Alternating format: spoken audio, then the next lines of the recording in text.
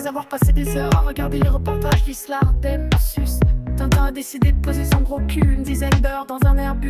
Vu que c'était un omnibus, il a demandé à une hôtesse quel était le terminus. Elle eut un léger rictus, et Tintin n'est adepte ni de la position du fœtus ni de celle du lotus. Ce qui est sûr, c'est que cette jeune femme n'aura jamais l'occasion de faire carrière, car Tintin ne plaisante jamais et il connaît par cœur tous les films d'Arnold Schwarzenegger. Alors au début il pensait qu'il pourrait peut-être la caler dans l'un des frigidaires, mais c'est trop galère. Grâce à Arnold, il s'est rappelé qu'il pouvait la balancer depuis le train à l'air. Tintin a décidé de faire des bordels de pataille à sa nouvelle mec. Quand il drague, il se fout bien de savoir si la meuf a déjà un mec. Plus simplement, il se fout de savoir si la nana a une table et des pecs.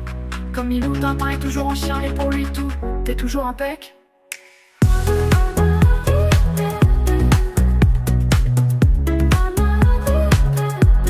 Les gars, vous pensez pas que Tintin a des origines?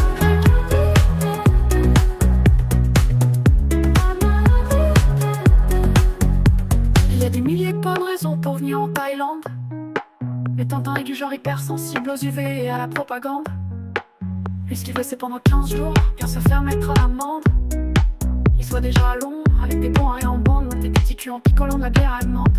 Tintin a dans la tête tous les clichés qui sont en train de défiler, et ses manières abjectes vont faire qu'il va très vite se faire remarquer. S'il a la chance, il sera expulsé avant que les loups connaissent du temps de puter. C'est dommage, ça n'aura pas duré, lui qui avait promis à sa mère de lui ramener une MST. Tintin a décidé de faire des bordels de pataille à sa nouvelle mec. Quand il drague, il se fout bien de savoir si la meuf a bien un mec. Plus simplement, il se fout de savoir si la nana a une table et des pecs. Comme Milou, Tintin est toujours en chien et pour lui tout est toujours impec.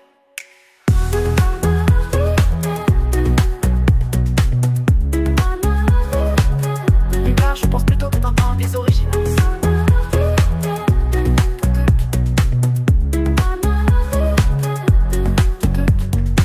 Une purge qui soit au Tibet, en Iran ou au Mali, et il n'y a absolument aucune raison que ce soit différent ici.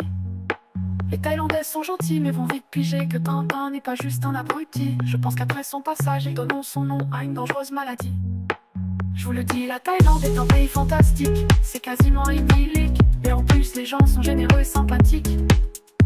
Il faut pas croire les médias qui ne sont que des boutiques sataniques.